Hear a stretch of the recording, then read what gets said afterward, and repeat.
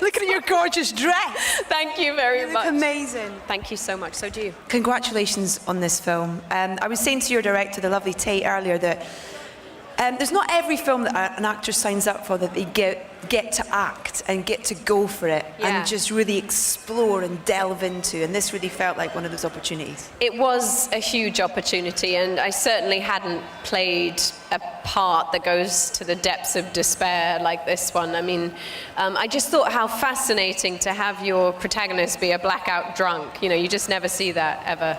And just in terms of, you relate to her though.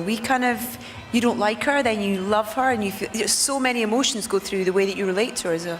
Yeah, I mean, I never worry about whether a character is likable or not. I just want them to be credible, and I think it's, you know, she unfortunately has taken life's setbacks harder than others, but yet you can't judge because everybody suffers through traumatic things very differently. Well, perception for me seems to be a big theme in the film for all the main sort of three female characters in terms of you make a judgment on them, but then that goes kind of left, right, centre, up and down throughout the film, which is wonderful to experience. Yes, and I think that, you know, you see these interweaving narratives, and you also see the underbelly of the domestic world and how women are affected by it, whether it's motherhood or a marriage or infidelity, and I think that there's aspects of all of these characters that people can really relate to.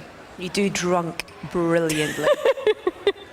It's just me on a Friday night. It's just easy to draw from. It was hilarious. It was like, I just wanted to go to the pub with her, and then she tells me she's pregnant. I know. I would have loved to have blown off some steam with this part, but I was unable to, yeah. Do you think that almost helped in a way that you weren't able to and you didn't? Well, maybe. I mean, I think I was certainly in a more fragile state physically, so if I looked a bit rough in the morning, everyone was like, oh, she's so method, you know, she's so in it. I was like, morning sickness, that's it. Was it emotionally exhausting though? Because when you have to go there for a part, you know, it must take it out of you.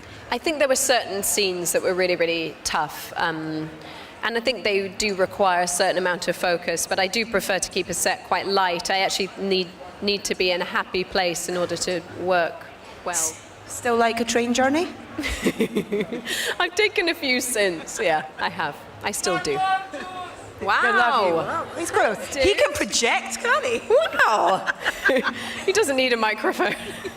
I mentioned it to Luke earlier in terms of, you know, stepping out of that taxi or car and seeing the response here, and especially for this, because there's so many fans of the book and of Rachel. No pressure. I got nothing to worry about. Okay. Well, nothing to worry about. But is it kind of overwhelming still stepping out of that car and getting Yeah, I mean, it's a completely surreal situation, and I love that there's a huge following for this book, but at the same time it's ultimately a little bit intimidating because I think people's imaginations are so profoundly deep, you know, and you hope that what you do and what's realized on the screen is similar to what they'd envisioned. I'm so happy for you because it is such a great film and it's a great performance. Thank you. Yeah, and the whole cast is great. They're brilliant. Even you know, Alison as well in there. Brilliant. I loved working with her. I've wanted to work with Alison Janney for so long, and she's horrible to me in the movie. Everyone's horrible to me in the movie. Just feel bad for me. That didn't continue off set though. No, not at all. Just buckets for the morning sickness. Exactly, yeah. Listen, so nice to see you, so and you look gorgeous, and enjoy your night. Thank you so much.